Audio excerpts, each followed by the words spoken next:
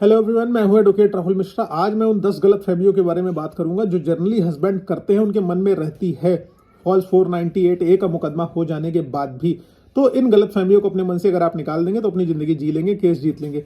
सबसे पहली चीज, अगर आपकी वाइफ ने आपके अगेंस्ट फॉल्स 498A का मुकदमा लिखाया, आप या आपका घर छोड़कर चली गई है, लगातार बातचीत करने पर भी वापस नहीं आ रही, तो हस्बैंड पहली गलती क्या करता है, वो लगातार वेट करता रहता है कि सब कुछ ठीक हो जाएगा। अरे भैया, ठीक होना ही होता तो साल डेढ़ साल बीत चुके हैं, चीज़ें ठीक कैसे हो जाती? चीज़ें ठीक नहीं होंगी। इसलिए ये गलतफहमी निकाल दीजिए, चीज़ें ठीक हो जाएंगी। और ठीक होनी होती तो आपकी वाइफ आपके अगेंस्ट फर्जी मुकदमे नहीं लिखाती। और उसके बाद दूसरी गलती क्या करते हैं, आप उनको समझाने जाते हैं। आप वहाँ समझाने गए मान लीजिए, और उनके घर वालों ने आपको बिठा लिया, पुलिस बुला ली, कहा हमारे घर पे लूट करने आए, मारपीट करने आए। तो उस कंडीशन में फिर आप फंस गए, एक नया मुकदमा आपने अपने ऊपर लिखा दिया। तो वहाँ समझाने भी नहीं जाना है।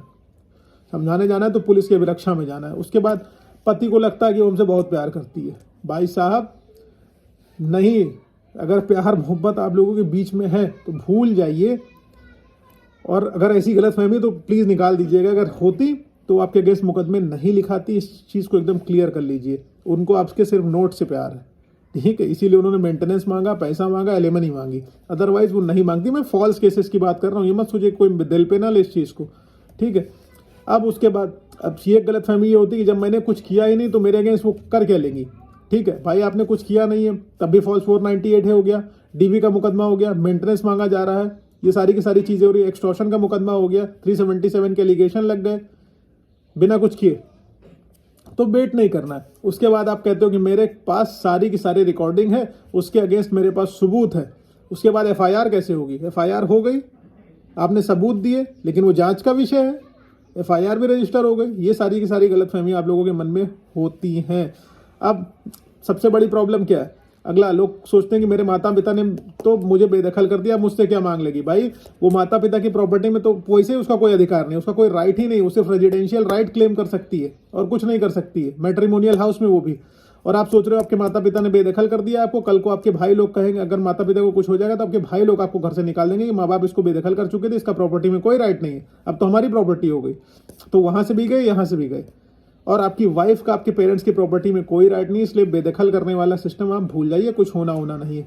अब सबसे बड़ी चीज, एक गलतफहमी और है कि मेरी वाइफ वेल क्वालिफाइड है, कोई मेंटेनेंस नहीं देना होगा। अब सैलरी कम है उसकी तो देना पड़ेगा ना। आप मान लो 5 लाख कमा रहे थे, वो 50,000 कमा रही थी, उसने स्टैंडर्ड 5 लाख वाला बना लिया, तो मेंटेनेंस तो आपको देना पड़ेगा।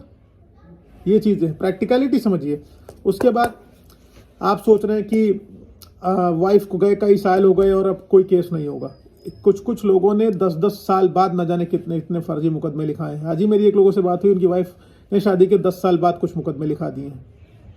तो ये सब गलतफहमियां अपने मन से आप निकाल दीजिए। और मेरी जो है दीदी जीजा अलग प्रमाइसिस पे रहते हैं, वो डोमेस्टिक वायलेंस का मुकदमा कैसे लिखा देंगे? देखते हैं ना प्रैक्टिकलिटी। डोमेस्टिक वायलेंस का मुकदमा दीदी जीजा के ऊपर भी लिखा रहता है, भले वो अलग रह रहे हैं, लोग लिखा देते हैं कि सारा रोल इन्हीं का है, लिखा देते हैं, लिखा रहता है, होता है, चलता है, ठीक।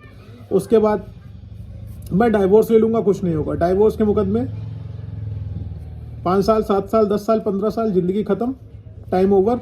जो आपकी मैरिड लाइफ एंजॉय करने का टाइम था, तो मुकदमे आपके अगेंस्ट हो गए और आप छूट नहीं पाए। वो मेंटेनेंस आपसे लेती रही, एंजॉय करती रही अपना, और आप फंसे रह गए और आप मेंटेनेंस देते रहे खाली, और आपकी लाइफ स्पॉइल होती चली गई। इसलिए वेट नहीं करना है। 21B सब क्लॉज 2 लगाकर 6 महीने के अंदर डाइवोर्स का मुकदमा भी आप खत्म करा सकते हैं और 3 महीने में अपील करा सकते हैं। रूलिंग है ऐसी, लेकिन लोग जनरली जानते नहीं है, ठीक है। 6 महीने में डाइवोर्स, 3 महीने में अपील खत्म हो सकती है, बिल्कुल खत्म हो सकती है, 100% दावे के साथ। मैं कोई फर्जी बात नहीं कर रहा हूँ, रूल की बात कर रहा हूँ, उसका इस्तेमाल करिए। उसके बाद अब डाइवोर्स मुकदमा मान लीजिए डाल देते हैं, सोचते हैं कि अब डाइवोर्स डाल दिया यहीं आएगी, नहीं। वो डाइवोर्स का मुकदमा अपने यहाँ पर ट्रांसफर कर लेगी। आप मान लो दिल्ली में रह रहे हो, वो बैंगलोर में रह रही, बैंगलोर मुकदमा ट्रांसफर कर लिया, आप 2000 किलोमीटर ट्रैवल करके जाइए, वहाँ मुकदमा लड़िए, उससे परेशान रहेंगे आप। एक्चुअली हैरेसमेंट उसका नहीं होगा, आप सोचो उसका हम हैरेसमेंट कर लेंगे, वो आपका हैरेसमेंट कर लेगी। सेक्शन 24 की एप्लीकेशन लगा देगी, मेंटेनेंस मांग लेगी HMA में भी आपसे, वो खत्म कहानी आपकी। फिर क्या करेंगे? इसलिए आप ये कन्फ्यूजन्स निकाल दीजिए और अपने कन्फ्यूजन्स को दूर कर लीजिए जो आपके मन में चल रही हैं, कि वो सारी की सारी चीज़ें मैनेज हो जाएंगी, सब सही हो जाएंगी। कुछ नहीं सही होने वाला, हाथ पर हाथ धरे बैठे, बिना कोर्ट की शरण में आपको कुछ होगा नहीं। आई होप क्लियर है। क्लियर है तो प्लीज़ लाइक शेयर सब्सक्राइब करना और फेसबुक, इंस्टाग्राम, ट्विटर पर फॉलो करना। पर्सनली बात करना चाहते हो किसी भी मैटर को लेकर, नंबर डिस्क्रिप्शन में आप बात कर सकते हो अपॉइंटमेंट बुक करा के। Thank you.